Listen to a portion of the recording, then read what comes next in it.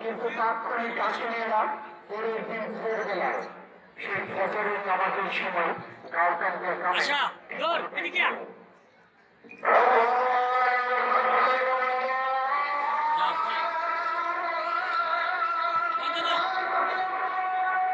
চতুর্দিকে ঘিরে রাখলে গাওকানদের গ্রাম সাধারণ মানুষকে তারা ধরে নিয়ে গেল অগাল উত্থাপনতা জগৎ যাদেরকে পেয়েছে তাদেরকে মারতে হয়ে গেল তারপর হাত লাগিয়ে দিল এখন নির্যাতন করা শুরু করল তারপর একজন একজন করে দিব্যকে ভিতরকে ছেড়ে দিল কিন্তু সবচেয়ে নির্যাতিত যারা আজকের দেশের যারা আজকে দেশে নিয়ে অত্যাচারিত করছে সেই 40 জন যুবকের কি ঘটেছিল সেদিন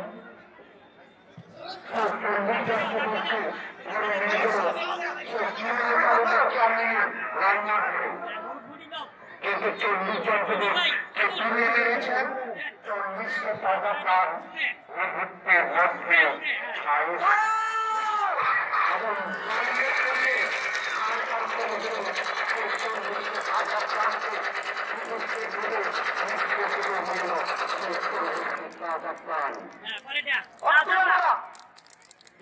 তারপর বেশ কিছুদিন পর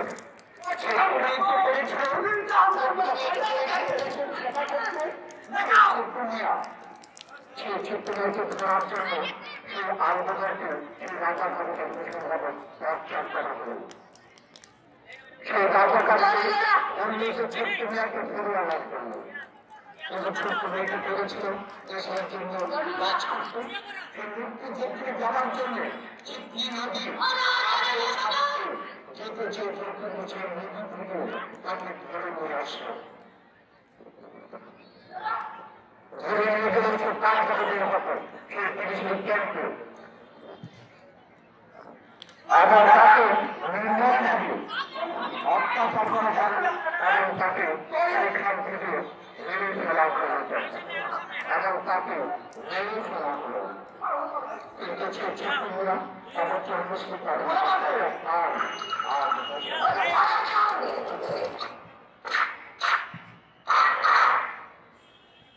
এবং মুহূর্তের মধ্যে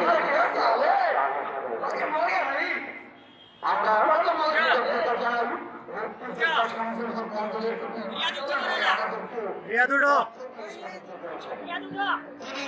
কথাটা বলো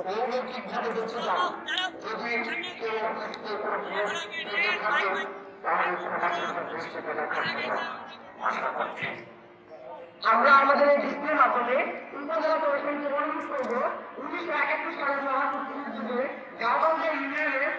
সুতমেয় সহ 40 জন তরুণ যুবককে পুরো হত্যা করা হয়েছিল তাদের স্মৃতি রক্ষার্থে গাঁওগঞ্জের ইউনিয়নে একটি স্মৃতিসৌধ নির্মাণ করা হোক। ধন্যবাদ সবাইকে।